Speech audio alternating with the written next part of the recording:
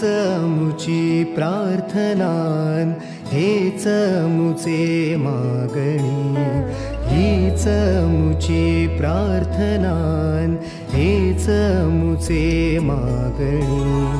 माणसाने माणसाशी माणसा सम वागणे.